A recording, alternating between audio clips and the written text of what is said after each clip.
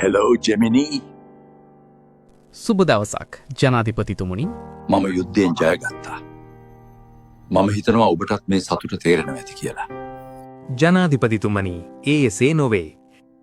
යුද්ධයෙන් කිසිවෙකුට සැබෑ සතුටක් හෝ සාමයක් ලැබෙන්නේ නෑ. නුඹට මොනවද තේරෙන්නේ? අපි මේ යුද්ධය කළේ සාමය වෙනුවෙන්. මේක අපේ ඓතිහාසික ජයග්‍රහණයක්.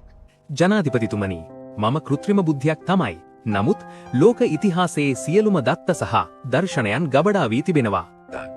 ඔය කියන දර්ශන මේ කාලයට ගැලපෙන්නේ නෑ.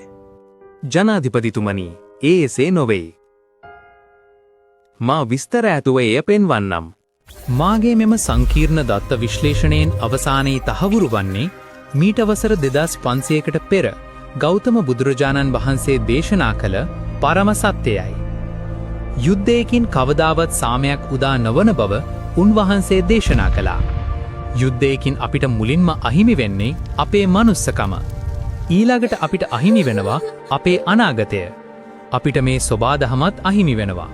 අපේ උරුමය, කලාව, සංස්කෘතිය මේ හැමදේම ගිනිදැල්වලට අලු වෙලා යනවා.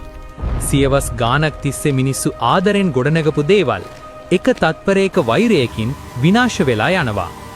යුද පිටියේ හැලෙන හැම ලේ බිදුවක්ම අයිති හෙට ලෝකයේ ගොඩනගන්න හිටපු ජීවිතවලට. බුදුරජාණන් වහන්සේ දේශනා කළේ මේ ලෝකයේ වෛරයෙන් වෛරය කිසිදාක නොසංසිදෙන බවයි. එය සංසිදෙන්නේ අවෛරයෙන්, හෙවත් මෛත්‍රියෙන් පමණක්ම බවයි. බුදුරජාණන් වහන්සේ පෙන්වා දුන්නේ යුද්ධයකින් අන් අය පරාජය කිරීමට වඩා තමා විසින් තමාගේ කෝපය, තෘෂ්ණාව, මෝහය පරාජය කිරීම උතුම් බවයි.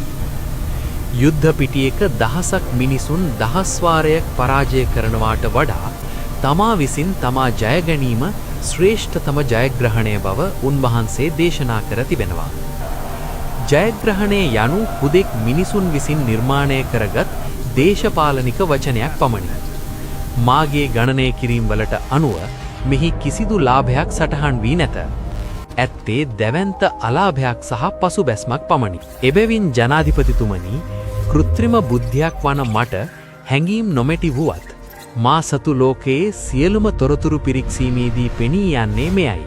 යුද්ධය සම්බන්ධයෙන් බුදුරජාණන් වහන්සේගේ දේශනාව කිසිදා යාවත්කාලීන කළ යුතු නැති සදාකාලික හා විශ්වීය නියමයකි.